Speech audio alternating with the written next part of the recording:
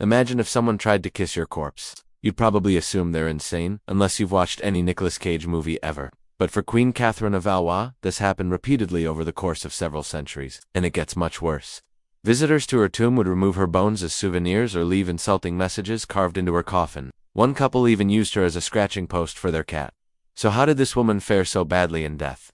To answer that, let's look at her life. Catherine was born in 1401 to Charles VI of France and his first wife, Isabella of Bavaria. She was thus the niece of Queen Isabella of England, wife of the infamous Black Prince, aka the future Henry V. At the age of 12, Catherine became the pawn in an elaborate game of royal chess played by her father and uncle, who sought to end the ongoing 100 Years' War between England and France. Charles VI hoped that by marrying his daughter to Henry V, he could stop hostilities long enough to focus on battling internal threats to his throne. He agreed to the marriage contract on October 1412, then reneged when Henry didn't immediately stop fighting. Now realizing that his royal nephew was an actual psycho, Charles made peace with Henry and sent Catherine over to live in England, while arrangements were made for a different marriage. When Henry's forces captured the city of Troyes in September 1421, he pushed forward with the wedding and took the French crown. He was now king of two kingdoms, and Catherine, his queen. Henry and Catherine returned to London, where they lived separately for much of their relationship, because Henry thought Catherine too sexually promiscuous to be trusted around him, not exactly a Prince Charming. Are you Henry? The couple had one child together, the future Henry VI, before Henry kicked the bucket in 1422 at the age of 35. With Henry dead, Catherine and her young son were sent back to France, where Charles VI attempted to make Catherine the Queen of France. Since Catherine was still married to the deceased King of England, this effort failed. Upon hearing this news, the English regent, John Talbot, Duke of Shrewsbury, brought Catherine back to England, where she resided at Windsor Castle with her son and mother-in-law, Queen Isabella. When it became clear that Henry VI wouldn't be able to rule, Queen Isabella wanted to make herself regent, but couldn't do so without making Catherine the Queen of England first. On May 1429, the coronation went off without a hitch. Although Catherine was only 27 years old, her position was already precarious. From the moment she arrived in England, she showed little interest in playing the role of obedient foreign princess and kept a low profile. In addition, many English nobles considered her a foreigner and hated her guts. These tensions may have been eased when Catherine gave birth to another Henry in December 1432, but it was too late. The damage was done. Desiring more control over her own life and tired of living under the thumb of Isabella, Catherine began searching for a way out. Enter Owen Tudor, a Welsh courtier who was around the castle a lot. While we don't know much about Owen's background, we do know that he served in the royal household as a yeoman of the buttery, responsible for managing food and wine supplies. We also know that Owen was married to a lady named Margaret, who died sometime before 1436. What we do want to know is whether Catherine and Owen had an affair while Henry V was alive, or if Henry was so paranoid about Catherine's promiscuity that he never allowed them to be alone together. Either way, within a year of the second Henry's birth, Catherine was pregnant again, this time with Owen's baby. She secretly married Owen on New Year's Day 1436 and gave birth to Edmund Tudor later that year. It seems that no one knew about the marriage for almost a year, but eventually word got out. Queen Isabella promptly had both Owen and Edmund thrown into prison, but they were soon released. To everyone's surprise, Catherine received no punishment and was permitted to keep her title and position. However, her secret tryst with Owen created a potential line of succession outside of the established royal family, which could threaten the dynasty.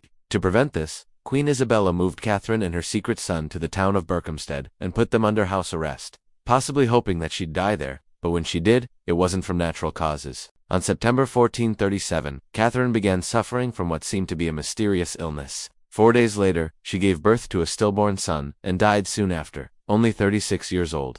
Her tomb was placed in the chancel of the nearby village church, but just 30 years later, Henry VIII came along and decided that he needed the chapel demolished. Some say he did it to denigrate the Lancastrian royal line, which traced its ancestry back to Catherine. Whatever the reason, her tomb was lost beneath the rubble. In 1675, it was rediscovered though, and people started visiting it, leaving offerings and writing poetry. But the church wasn't equipped to deal with all these pilgrims. By the 1700s, the influx of visitors had become so overwhelming that the local vicar complained, "We cannot go into the church, but we must needs tread on some of the bones of the said queen." These complaints fell on deaf ears, though, and the church remained unmaintained and overcrowded. People continued visiting Catherine's tomb to pay their respects and steal souvenirs like the bones of her fingers and toes. Others came to mock her, calling her a whore and scrawling graffiti onto her coffin, such as "Here lies the famous whore of Windsor." They even left messages for her children, reading, "Little Harry, your mother lies here dead," a shameful monument to her shame. The legend says that when Henry VI heard about all this, He was so distraught that he ordered her body to be transferred to Westminster Abbey. But this isn't true. He didn't order the transfer. Instead, it happened in 1538, 2 years after Henry VIII had become king. There's also the tale that Catherine asked not to be buried, meaning she was defying the grave even in death. The truth, however, is that this saying comes from a poem written about the alleged curse on Henry VI, which was published after Catherine's body had already been moved to Westminster. After all this mistreatment, you'd think that Catherine's remains would be hard to come by. But in the 1600s, a series of renovations at the abbey led to the opening of her coffin. People were shocked to find that her body was still inside, so they hastily stuffed her into a wooden chest and covered it with bricks. As you might imagine, this was not a good idea. By the 1800s, the chest had fallen apart, exposing her bones to the elements and allowing visitors to rifle through them. This is why you see pictures of people with bones sticking out of the coffin. And yes, people were stealing pieces of her corpse to keep as relics. That's also why her fingernails were missing. When photographers came along to document what remained of the Queen in 1869, these pictures and stories of the strange events at her tomb led to the start of a campaign to move her body into a proper coffin. But the initial effort fell through when the money ran out. A second campaign started in 1876 and successfully raised the funds necessary to move her remains. Finally, on April 1878, after 451 years, Catherine was given a proper royal burial beneath a new oak coffin and a marble tomb near the grave of her first husband, Henry V. As part of this process, her bones were placed in a new coffin.